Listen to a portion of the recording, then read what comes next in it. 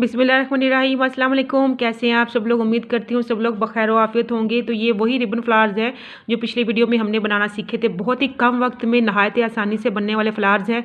इसकी वीडियो का लिंक मैं डिस्क्रिप्शन में छोड़ दूँगी, आप वहाँ से देख लीजिएगा कि ये जिस वीडियो में हैं बने हुए वो आपको ईज़िली वहाँ से मिल जाएगी। तो आज हम इन फूलों को यूज़ करके बनाएंगे टसल्स, जिसको हिंदी में लटकन बोलते हैं। और इसके लिए भी हम लोगों ने ये रिबन ही यूज़ किया है। इसमें मैंने 2.5 सेंटीमीटर चौड़ा रिबन है और इसकी लंबाई आपकी मर्ज़ी पर डिपेंड करती है, आपने कितना लंबा टसल रखना है। आप यूँ समझे कि इसको हमने इस तरह से फोल्ड करना है, तो ये टसल की लंबाई होगी। इसको आप छोटा बड़ा कर सकते हैं बनने के बाद, ठीक है। इसके बाद हमने जो अगला स्टेप करना है वो ये करना है कि सबसे पहले हमने ये जो रिबन के दोनों साइड्स पर एक किनारी बनी हुई होती है, हमने इसको खोलने की कोशिश करनी है। अगर ये खुल जाएगी ईज़िली तो फिर हमें इसके अंदर से धागे निकालना बहुत सहूलत हो जाएगी, ठीक है। तो सबसे पहले हम इसकी किनारी को निकालेंगे यहाँ से। ये देखिए, ये यहाँ पे अटक जाता है आके।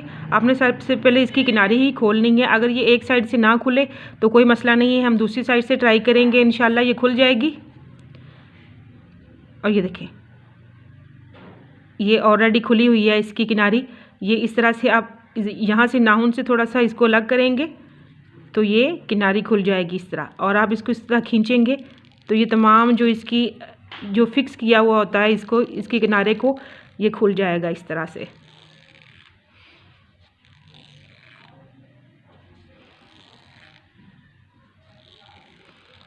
इस तरह।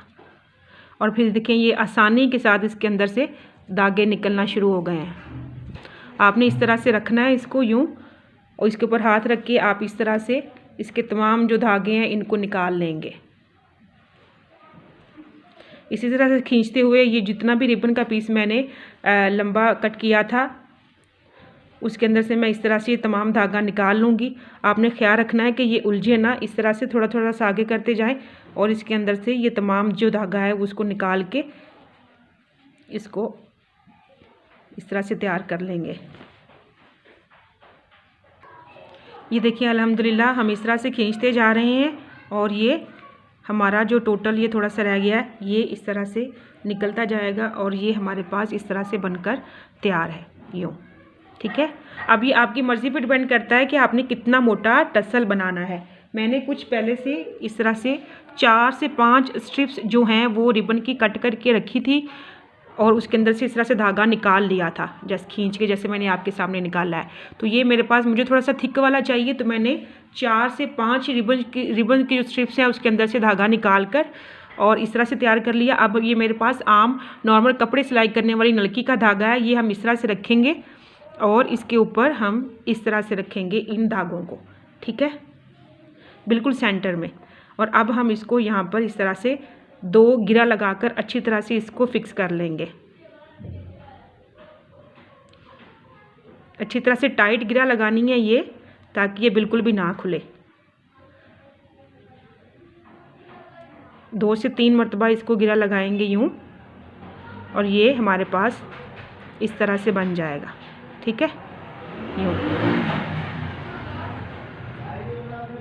और ये यहाँ से हमने इसको, जहाँ पे हमने इसको फिक्स किया है, यहाँ से हम पकड़कर अब दोबारा से जो इसके साथ मैचिंग धागा है वो लेंगे और इसको बल डालेंगे।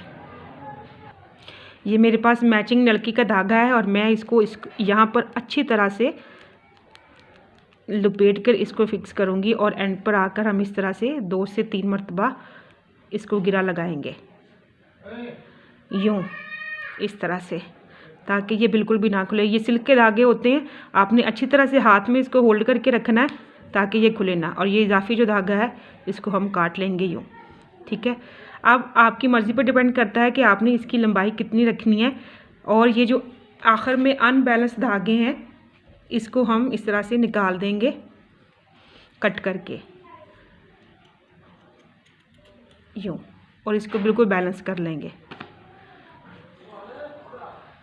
ये देखें, ये एक इस तरह से टसल बनकर तैयार है। आप इसको इस तरह से भी यूज़ कर सकते हैं, ठीक है, अपने दुपट्टे के पल्लू पर, आपने साड़ी के पल्लू पर, और यहाँ पर आप इसको अपने स्कार्फ के पल्लुओं पर आप इसको इस तरह से भी अटैच कर सकते हैं। और इसका जो आज हम बनाने लगे हैं वो इससे थोड़ा सा हट के है, उसमें हम रिबन के फ्लावर्स भी यूज़ करते हैं। इसका नेक्स्ट स्टेप क्या है वो मैं अभी आपको बताती हूँ। अब ये हमारे पास है गोल्डन कलर के मोती। इसमें कुछ ये बड़े साइज़ में गोल मोती हैं और कुछ छोटे साइज़ में गोल मोती हैं, ठीक है। तो अब ये जो टसल हमने बनाया था इस तरह से, मैंने पहले कहा कि आप इसको इस तरह से भी यूज़ कर सकते हैं। और हम जो बनाने लगे हैं उसमें इसको इस सेंटर से इस तरह से सुई धागे को निकालेंगे और यूँ इस तरह से ये जो 2 धागे हैं इसके सेंटर से हमने यूँ इसको अलग करते हुए इस तरह से धागे को यहाँ पे फिक्स कर लेना है। हमारी गली में बच्चे बैट बॉल खेल रहे हैं और मैंने उनको मना नहीं किया कि चलें ये खेलते रहें। ये बड़ा मोती सबसे पहले हम इसके अंदर डालेंगे, फिर हम गिन के इसके अंदर ये गोल्डन कलर में छोटे जो मोती हैं वो 6 अदद मोती इसके अंदर पिरोएंगे हम, ठीक है। और ये 6 अदद मोती हमने गिन के इसके अंदर पिरो लेने हैं। ये 5 हुए हैं और ये 6ठा मोती इस तरह से ये हमने पिरो लिया। अब हमने क्या करना है, ये हमने 2 फ्लावर्स रखे हुए हैं।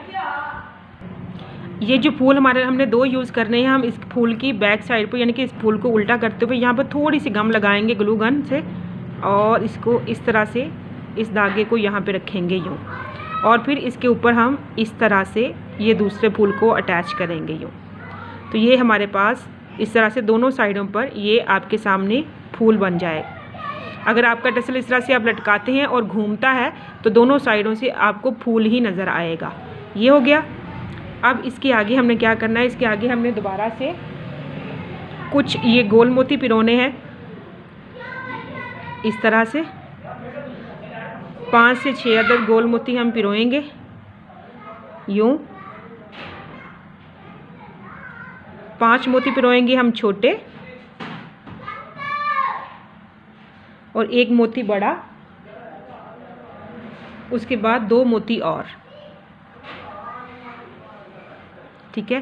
तो ये हमारे पास एक खूबसूरत सा टसल बनकर तैयार है इस तरह से, ठीक है। अब हम क्या करेंगे, ये जैसे आपका कोई भी रेशमी सूट है इसके अंदर पिंक कलर का, जैसे मैंने ये दुपट्टा है मेरे पास, इसके अंदर पिंक कलर का कढ़ाई हुई है और इस तरह से आप इसके किनारे पर यूँ लगा सकते हैं इस तरह से। तो ये खूबसूरत सा टसल बनकर तैयार है इस तरह से। ये यूँ देखें इस तरह से आपके दुपट्टे के साथ ये इस तरह से लटक गया। अब हम इसको फिक्स कर देंगे यहाँ पर।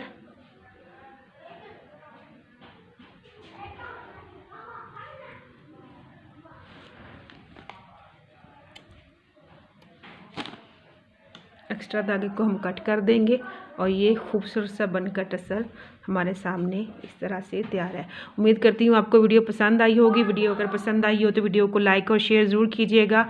और अगर आप मेरे चैनल पर नए हैं तो मेरे चैनल को सब्सक्राइब करना मत भूलिएगा और बेल आइकन को ज़रूर प्रेस कीजिएगा ताकि आने वाले तमाम नई वीडियोज़ के जो नोटिफिकेशन है आपको बर वक्त मिलते रहें। अपना बहुत सा ख्याल रखिएगा। अल्लाह हाफिज़।